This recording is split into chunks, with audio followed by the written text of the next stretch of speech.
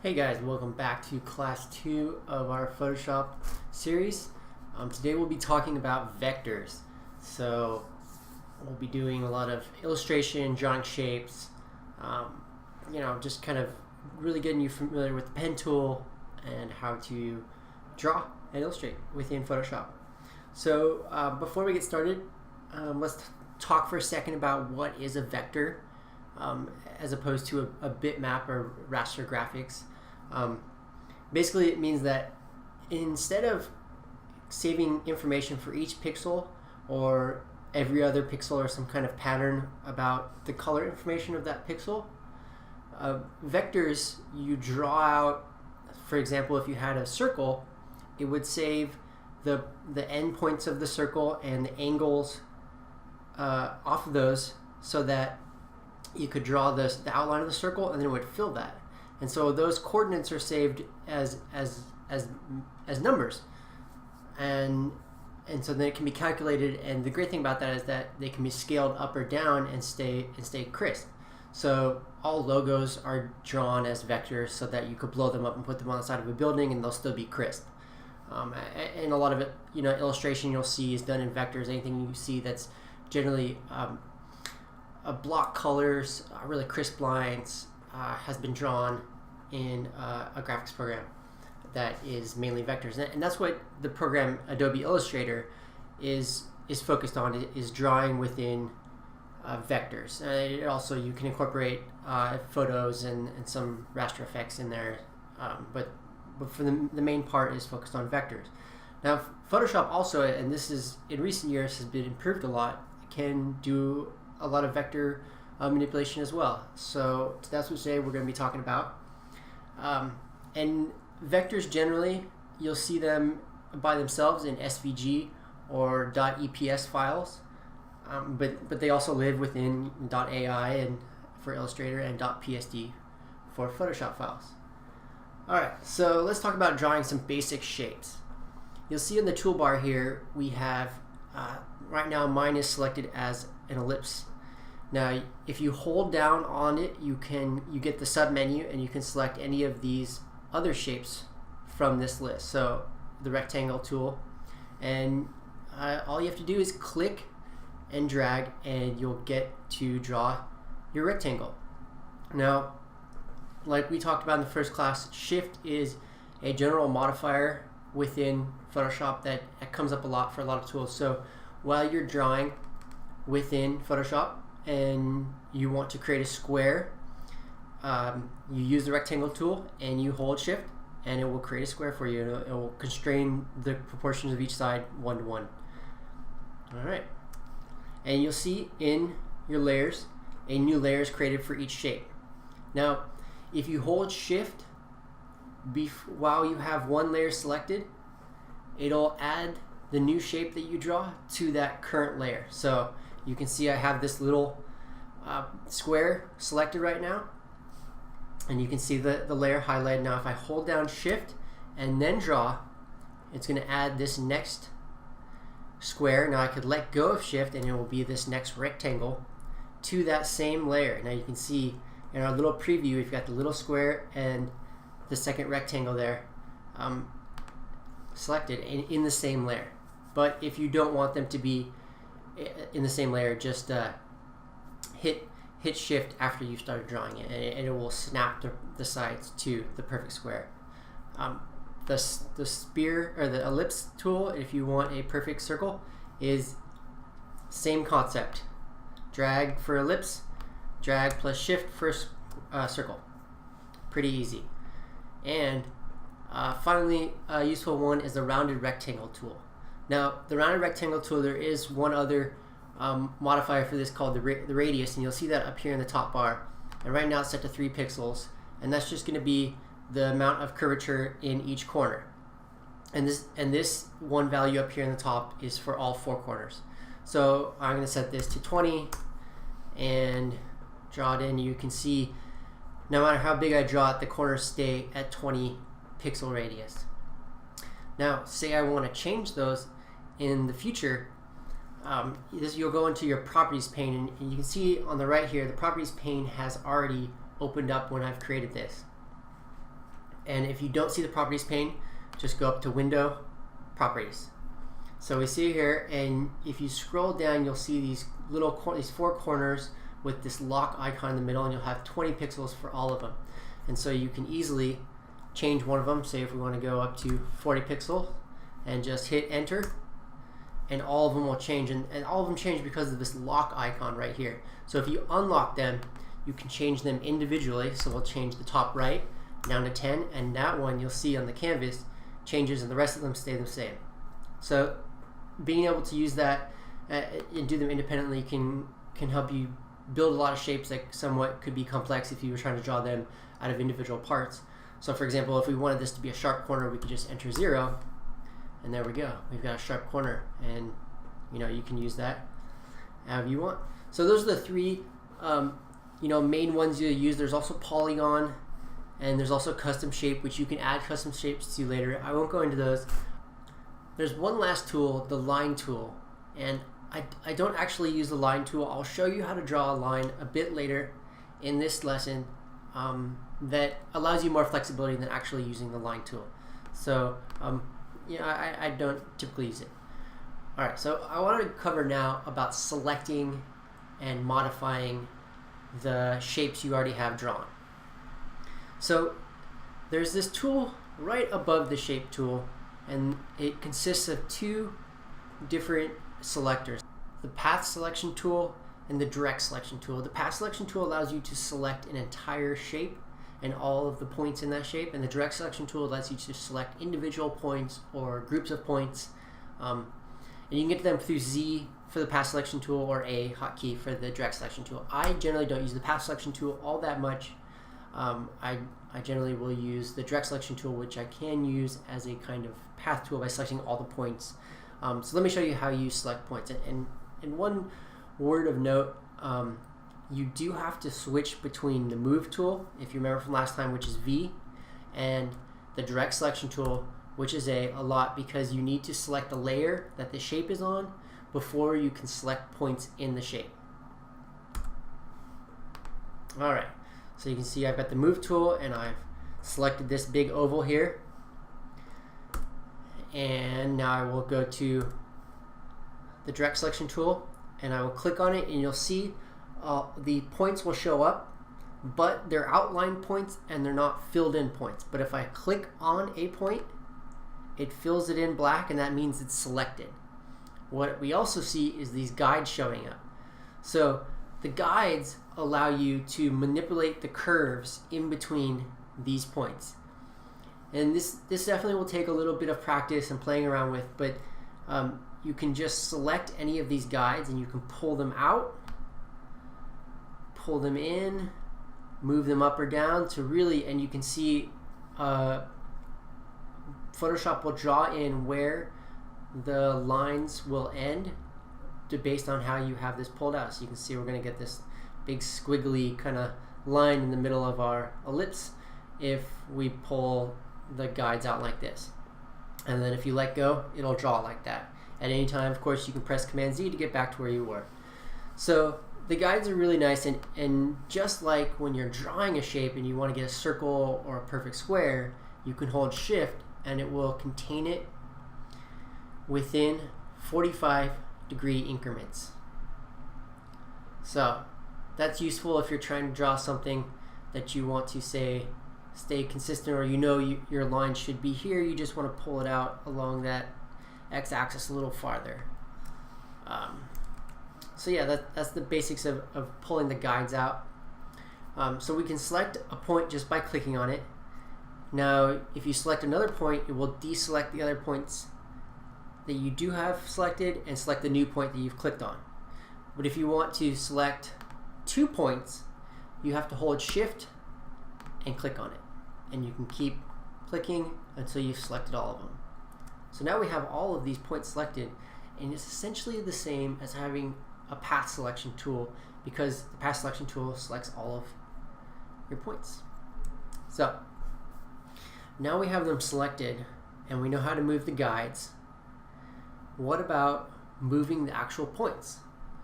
So if I select one point again, I can click and drag it, in any direction and place it by letting go. Or while I'm dragging it, I can hold shift and it will drag along 45-degree increment from the point it started at. So you can see we're going, down, up, and diagonal.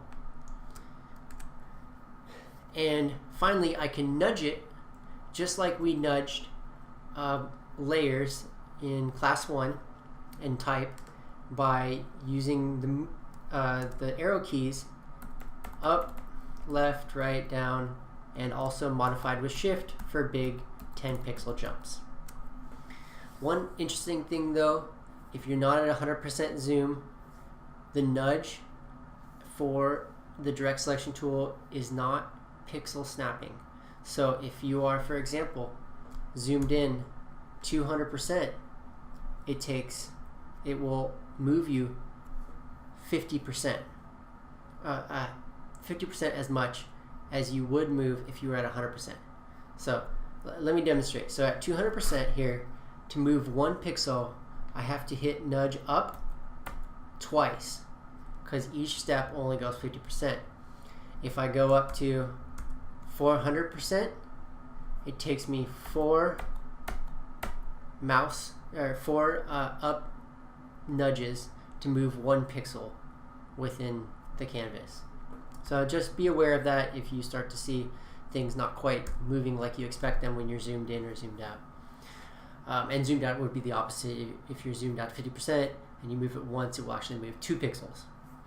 Alright, so now that we know how to modify a shape that we have drawn, let's talk about using the pen tool, which you can get to by pressing P, to draw a custom shape instead of a predefined rectangle, ellipse, polygon, and what have you.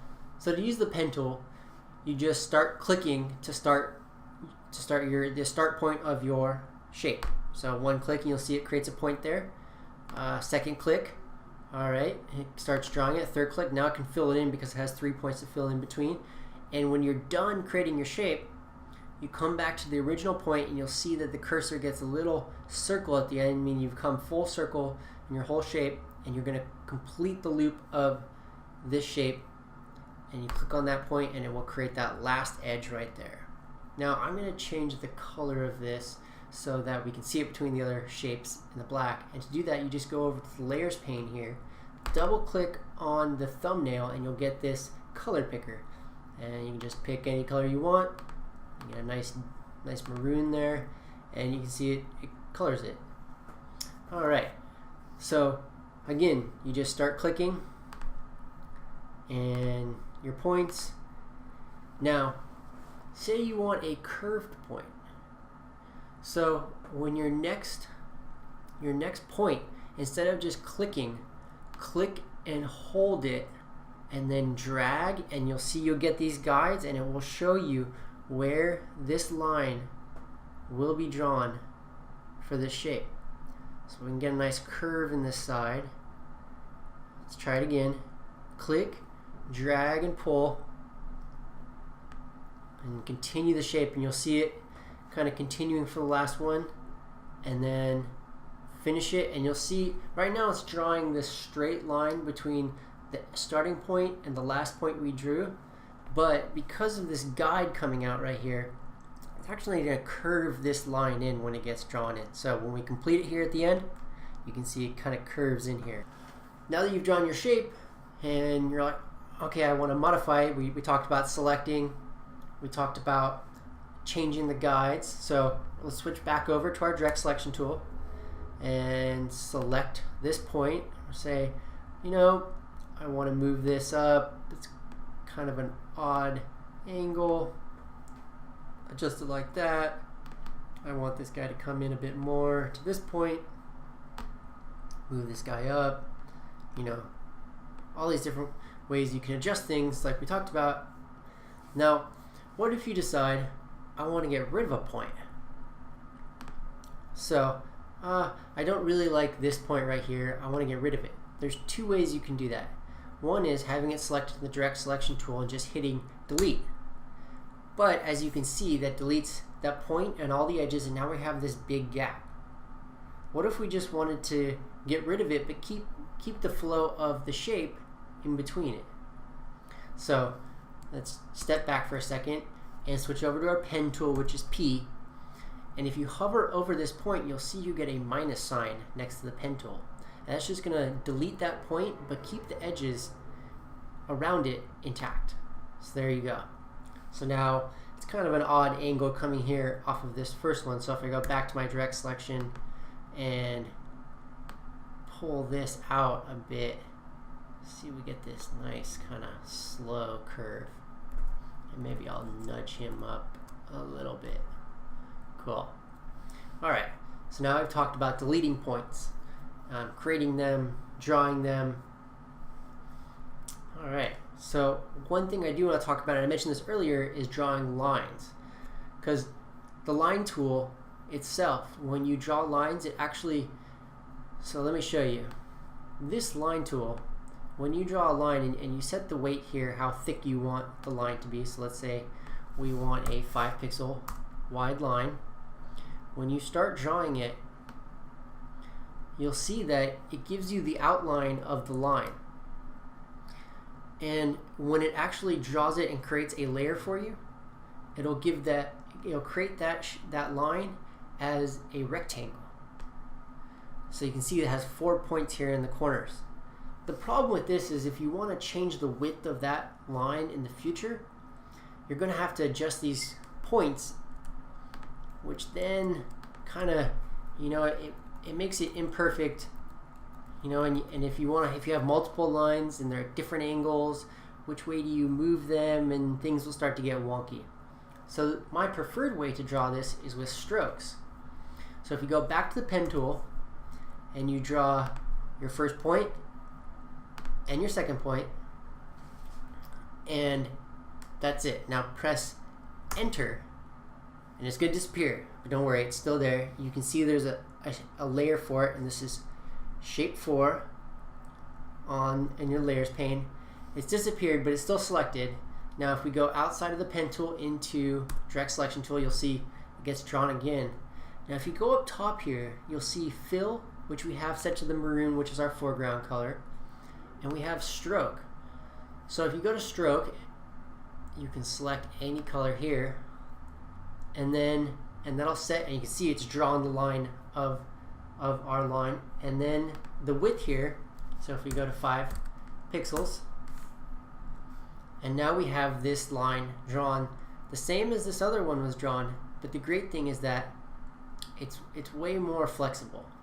So if we want to change the width and go up to 15, we can do that. If we want to change the angle, we can just grab one of these points and move it around. Now, the other great flexibility thing here is that, say you want to create an extension of this point, you can go back to your direct selection tool, or your pen tool, excuse me, and hover over one of the endpoints, and you'll see this little point with the line coming out either side. And that means if you select that open point, you can start at that point and continue drawing. So if we select this, and then you just can place points wherever you like. So we can go here, here, and there. And if you want, you can complete it. And now you can see, you'll notice that the stroke flipped from the outside to the inside of the shape.